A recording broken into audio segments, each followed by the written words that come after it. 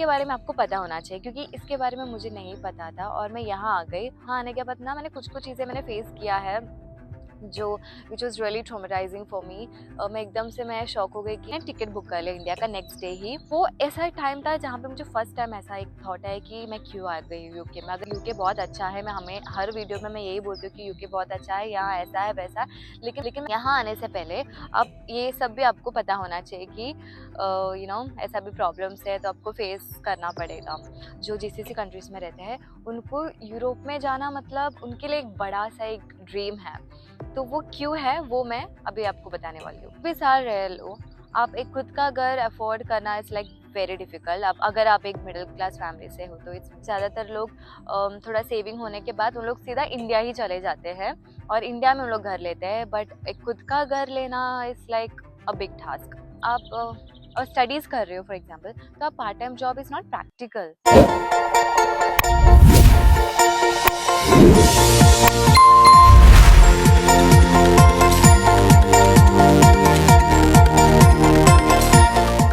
Hello guys, welcome back to my YouTube channel. तो आज का जो टॉपिक है वो बहुत ज़्यादा स्पेशल होने वाला है because I am going to discuss about which country is the best for you, European countries और गल्फ कंट्रीज। कोई भी कंट्री में जाओ, हर कंट्री में कुछ ना कुछ तो प्रॉब्लम्स होने वाला है, मतलब गुड साइड भी है बैड साइड भी है। तो आज की वीडियो में मैं आपको उसके बारे में बताने वाली हूँ। तो जो वीडियो है वो बनाने से पहले मैंने रिसर्च किया है और मेरे काफ़ी फ्रेंड्स दुबई में रहते हैं, तो मैंने उनसे भी बहुत सारा इन्फॉर्मेशन जो है वो कलेक्ट किया ताकि मैं आपको अच्छे से बता पाऊँ कि आपके लिए कौन सा कंट्री बेस्ट हो सकता है। Once you watch my full video you will be able to make a decision which country would be the best for you. So let's get into the video.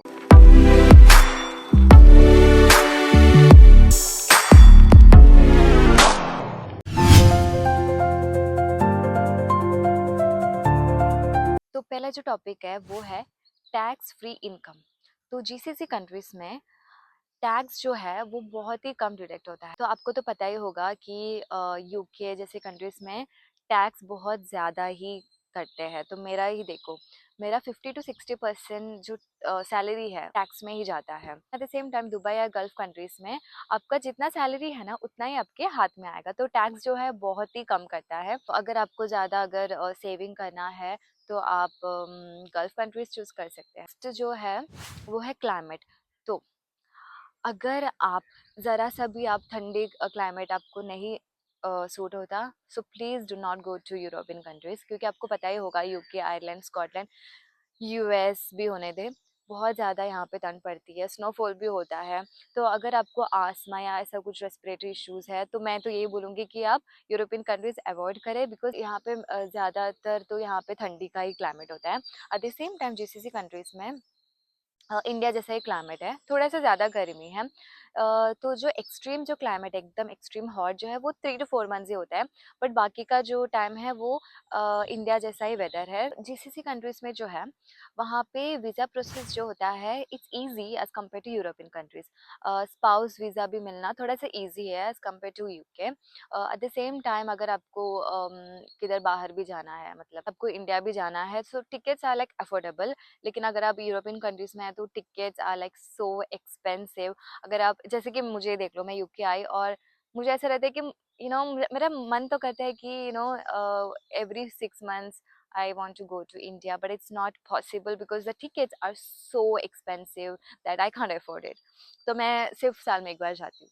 तो जो है मेडिकल फैसिलिटीज़, तो भले ही Europe में free health facilities है, लेकिन आपको तो पता ही होगा कि यहाँ पे बहुत ज़्यादा वेटिंग टाइम होता है, बहुत टाइम तक वेट करना पड़ता है एक जीपी से मिलने के लिए, या फिर सर्जरीज अगर करना है तो मंथ्स लग जाते हैं। लेकिन eight the same time GCC countries में भले ही आपको 10 to 15% आपको पे करना पड़ेगा, लेकिन सब कुछ एकदम जल्दी से हो जाएगा। आप जल्दी से जीपी से मिल सकते हैं, या अगर कुछ भी सर्जरीज या कुछ भी है, ट्रीटमेंट एकदम जल्दी से हो जाएगा। इसके बारे में आपको पता होना चाहिए क्योंकि इसके बारे में मुझे नहीं पता था और मैं यहाँ आ गई और मैंने कुछ कुछ और यहाँ आने के बाद ना मैंने कुछ कुछ चीज़ें मैंने फेस किया है जो which was really traumatising for me. मैं एकदम से मैं शॉक हो गई कि माय गुडनेस, यहाँ पे इतना टाइम लग जाता है। I would like to share this to you. तो एक टाइम ऐसा आ गया था कि पता नहीं out of nowhere I started getting all this nodules all over my legs. Just imagine, it was so scary for me कि एक दिन में इतना कुछ हो गया, मतलब स्वेलिंग आ गया, I couldn't walk at all. मेरी जो फ्रेंड है, बेस्ट फ्रेंड है, उसने वो हेल्प कर रही थी मुझे चलने के लिए। सोचा कि ठीक है मैं ईडी चली जाती हूँ, और मैं कैब बुक किया, मैं और मेरे फ्रेंड हम लोग ईडी चले गए।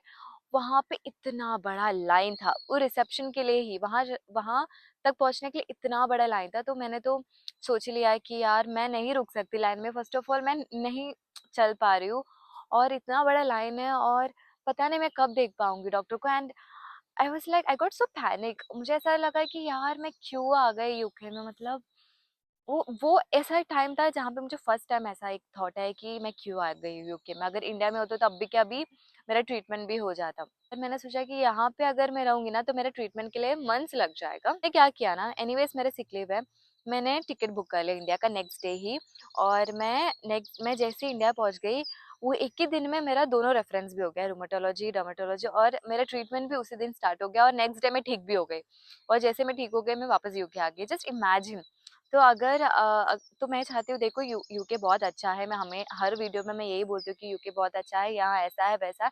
लेकिन यहाँ आने से पहले अब ये सब भी आपको पता होना चाहिए कि ऐसा भी प्रॉब्लम्स है तो आपको फेस करना पड़ेगा, अगर इन केस अगर आपको कुछ हो जाता है तो। दूसरा एक पॉइंट मैं ऐड करना चाहूँगी कि जो एग्ज़ाम जो होता है जीसीसी कंट्रीज जाने के लिए, वो थोड़ा सा इजी होता है एज कम्पेयर टू आईएल्स या ओईटी। तो यही एक रीज़न हो सकता है कि ज़्यादातर लोग इजीली जीसीसी कंट्रीज में जाते हैं। काफ़ी लोग मैंने मुझे आके बोला है कि उन लोग ने ओईटी के लिए तो उन्होंने बहुत ट्राई किया, आईएल्स के लिए भी बहुत ट्राई किया, बट उन लोग पास नहीं हो पा रहे, इसलिए उन लोग फिर जीसीसी कंट्रीज में गए। तो if you are the one who like to live in city, तो मैं तो ये बोलूँगी कि आप दुबई या फिर जीसीसी कंट्रीज चूज़ करो। या फिर आपको ऐसे ग्रीनरी में रहना पसंद है तो आप यूके आ सकते हैं, क्योंकि यूके में आपको हर जगह ग्रीनरी ग्रीनरी मिलेगा। तो मुझे तो यही पसंद है, मतलब एकदम काम क्वाइट। तो अभी मैं ये डिस्कस करने वाली हूँ कि आपको यूरोपियन कंट्रीज क्यों चूज करना चाहिए, और क्यों ज़्यादातर लोग दुबई या फिर गल्फ कंट्रीज से यूरोपियन कंट्रीज जाते हैं। तो मैं ऐसे बहुत सारे लोगों को जानती हूँ जो मतलब दुबई जाते हैं, और वहाँ पे लोग 2-3 साल काम करते हैं, लेकिन उनका हमेशा से यही ड्रीम होता है कि उनको यूके, आयरलैंड जाना है। तो मुझे ना रोज़ एटलीस्ट मुझे 10 मैसेजेस तो यही आते हैं कि मैं अभी गल्फ़ में हूँ या फिर दुबई में हूँ, मुझे यहाँ से कैसे भी करके यूके जाना है, तो मुझे क्या करना होगा? तो ज़्यादातर जो लोग हैं, जो जीसीसी कंट्रीज़ में रहते हैं, उनको यूरोप में जाना मतलब उनके लिए एक बड़ा-सा एक ड्रीम है। तो वो क्यों है, वो मैं अभी आपको बताने वाली हूँ। सबसे बड़ा रीज़न तो वर्किंग आवर्स। तो आप सबको तो पता ही है, मैं हर एक वीडियो में बोलती हूँ कि यूरोप में, यूके में आपको सिर्फ 3 या 4 दिन काम करना रहता है, और आपको ज़्यादातर तो आपको 4 days in a week off मिलता है। But at the same time Dubai में ज़्यादा वर्किंग आवर्स होता है। आपको हार्डली 1 डे ऑफ मिलता है वीकली। ज़्यादा से ज़्यादा आपको 2 ऑफ मिलेगा, उससे ज़्यादा तो मिलेगा नहीं। तो यही है सबसे बड़ा रीज़न कि वहाँ से लोग यूरोप में आना चाहते हैं। सेकेंड है हेल्थ केयर सिस्टम। तो जीसीसी कंट्रीज़ में आपका जो हेल्थ केयर है वो फ्री नहीं है। Eight the same time European countries में जो है वो सब कुछ फ्री है। आपको जो भी है हेल्थ केयर सर्विसेज होने दे, मेडिसिन्स होने दे या फिर सर्जरीज होने दे, कुछ भी है सब कुछ फ्री है यूके में। Eight the same time GCC countries में आपको 15 to 20% इंश्योरेंस होता है, लेकिन 10 to 20% आपको पे करना पड़ेगा आपके हाथ से, तो वो it's not totally free. Third reason है वो एजुकेशन। तो दुबई जैसे कंट्रीज, जीसीसी कंट्रीज में it's very difficult to afford education for kids, जबकि यूरोपियन कंट्रीज में बहुत इजी होता है, सब कुछ फ्री होता है। तो इसलिए तो यही एक बड़ा सा एक सेकंड रीज़न हो सकता है कि लोग जीसीसी कंट्रीज में से क्यों यूरोपियन कंट्रीज आना चाहते हैं, because of this free education. तो यहाँ आने के बाद आराम से सेटल हो सकते हैं, और बच्चों को भी एकदम से फ्री है सब कुछ, यहाँ एजुकेशन सब कुछ। और लेकिन दुबई में it's very difficult. Fourth reason है हाउस। तो आप अगर दुबई में रहते हो या फिर कोई भी जीसीसी कंट्रीज में, तो आप वहाँ पे कितने भी साल रह लो, आप एक खुद का घर अफोर्ड करना इट्स लाइक वेरी डिफिकल्ट। अब अगर आप एक मिडिल क्लास फैमिली से हो तो it's very difficult, it's not affordable at all. But at the same time if you are living in the UK, so after few years you can get your own house. और यहाँ का जो process सब कुछ है loan का सब एकदम ईजी है, आप एक खुद का घर ले सकते हैं। तो ये भी एक रीज़न है कि जीसीसी कंट्री से लोग यूरोपियन कंट्रीज़ में आ जाते हैं, क्योंकि यहाँ एक तो फ्री एजुकेशन है और यहाँ का जो वर्किंग आवर्स कम है और यहाँ बच्चों को फ्री एजुकेशन भी है। और फिफ्थ जो रीज़न है वो सिटीजनशिप। अगर आप जीसीसी कंट्रीज़ में रह रहे हो, भले ही आप बहुत साल से रह रहे हो, but you won't get a citizenship there. At the same time if you are living in the UK, then after 5 years you will get PR. और पीआर मिलने के बाद तो बहुत सारा बेनिफिट्स भी मिलेंगे। जो जीसीसी कंट्रीज में रहते हैं तो ज़्यादातर लोग थोड़ा सेविंग होने के बाद उन लोग सीधा इंडिया ही चले जाते हैं और इंडिया में उन लोग घर लेते हैं, बट एक खुद का घर लेना is like a big task. Sixth जो रीज़न है, जो मेरा फेवरेट, वर्क लाइफ बैलेंस। तो इसके बारे में तो मैंने 2-3 वीडियोस बनाया है कि यहाँ का जो वर्क लाइफ बैलेंस है वो बहुत ही अच्छा है as compare to any other countries. तो यहाँ आने के बाद ही सीरियसली मतलब मैंने इतना ज़्यादा मैंने एंजॉय किया है मेरे लाइफ को। मैं क्लबिंग जाती हूँ, मैं देखो मैं खुद का मैंने यूट्यूब वीडियो भी मैंने खुद का यूट्यूब चैनल भी मैंने स्टार्ट किया है, क्योंकि मेरे पास टाइम है, मैं कर सकती हूँ। अगर आप जीसीसी कंट्रीज में रहते हैं तो ऑब्वियसली आप इतना आपका वर्किंग आवर्स इतना ज़्यादा है, you hardly get any offs. उसमें आप क्या ही करोगे ना, आप क्या ही बाहर घूमने जाओगे, आप वो दिन एक जो दिन मिलता है वो रेस्ट ही करोगे ना। तो ये जो है ये सबसे बड़ा एक रीज़न हो सकता है क्यों ज़्यादातर लोग जीसीसी कंट्रीज से यूरोपियन कंट्रीज आते हैं, क्योंकि यहाँ पे वर्किंग आवर्स कम है, आपको ज़्यादा ऑफ मिलता है। इन कंट्रीज में बहुत ज़्यादा आपको लीव्स है कि मैंने एक वीडियो में ऑलरेडी बताया था कि emergency leave, sick leave, compassionate leave, bereavement leave, ऐसे बहुत सारा लीव्स मिलते हैं। Eight the same time GCC countries में इतना लीव्स नहीं रहता है, आपको एनुअल लीव दिया जाता है जो आप साल में एक बार इंडिया जाके आ सकते हैं। तो ये जो जीसीसी कंट्रीज है ना बहुत ज़्यादा स्ट्रिक्ट है as compare to European countries.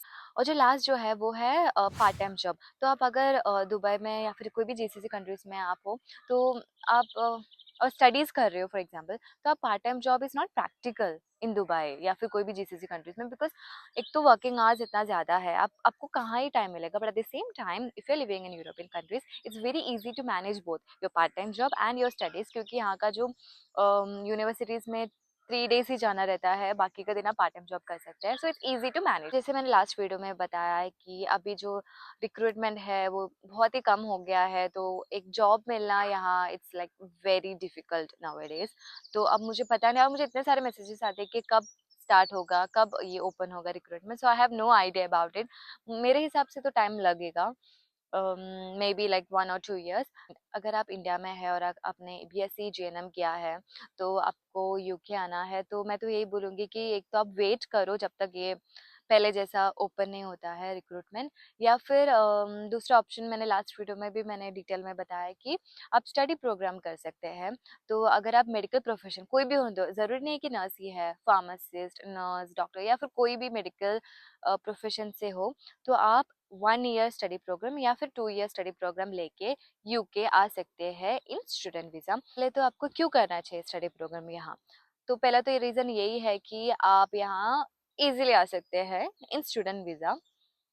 यहाँ आने के बाद आप पार्ट टाइम जॉब भी कर ही सकते हैं स्टडीज़ के साथ। जो स्टडीज़ है वो कंप्लीट हो गया, उसके बाद आपको इधर ही जॉब मिल जाएगा इजीली, क्योंकि हर एक स्टडी प्रोग्राम के बाद 2 years का स्टे बैक तो है ही, तो उसमें आप आराम से आप जॉब ढूंढ सकते हैं। तो ज़्यादातर लोग अभी स्टडी प्रोग्राम लेके ही यूके आ रहे हैं और यहाँ उन लोग फिर कर लेते हैं और उनको फिर जॉब मिल जाता है। तो अगर तो ऐसे देखो बहुत सारे ऐसे फेक एजेंसीज भी है जो आपको बता बोलेंगे कि ठीक है मुझे 40 lakhs पे कर दो या 40 जो जो भी है 20-30 lakhs पे कर दो, मैं आपको आराम से वर्क वीज़ा ला के दूंगा। गलत है, please don't trust them guys. मुझे 2-3 मैसेजेस आया, कल ही आया मुझे। मेरे जो फॉलोअर्स है, सब्सक्राइबर्स है, उन्होंने मुझे बोला कि मैम देखो मुझे ऐसा इनका मैसेज आया है और ये बोल रहे हैं कि मुझे इतना पे करना है फिर वो मुझे वर्क वीज़ा ला के देगा, तो क्या ये सच है? तो ऑब्वियसली वो सच नहीं है। यहाँ पे अभी रिक्रूटमेंट अभी बंद हो गया है ऑलमोस्ट। तो कोई भी एजेंसी अगर आपके पास आ रहा है कि आप इतना पैसा पे करो मैं आपको वर्क वीज़ा ला के दूंगा, प्लीज़ प्लीज़ आप उन पे बिलीव मत करना। आपको आना ही है UK in student visa study program करने के लिए। तो आप मार्क इंटरनेशनल स्टडी अब्रॉड के थ्रू आ सकते हैं। ये बहुत ज़्यादा ट्रस्टेड एजेंसी है, तो कोई भी एक्स्ट्रा चार्जेस नहीं लेंगे। आपको जो फ़ी है वो डायरेक्टली यूनिवर्सिटी में ही पे करना है। ये जो एजेंसी आपको स्टार्ट से एंड तक अच्छे से आपको गाइड करेंगे। उसका भी मैं लिंक आपको मेरे डिस्क्रिप्शन में आपको मैं मेंशन करूँगी, तो आप उनको कॉन्टैक्ट कर सकते हैं and then yes you can come to the UK. So I hope ये जो वीडियो मैंने बनाया है ये आपको हेल्प किया होगा थोड़ा बहुत तो एटलीस्ट, कि आपको कौन सा कंट्री चूज करना चाहिए और कौन सा कंट्री नहीं चूज करना चाहिए। तो मैं तो यही चाहती हूँ कि आप कोई भी कंट्री में जाओ, पहले तो आप रिसर्च करो अच्छे से कि वहाँ का जो गुड साइड बैड साइड क्या है, और उसके बाद ही आप कंट्री चूज करें, so that you don't regret in future. Thank you so much for watching my video till the end. See you in next video. Bye.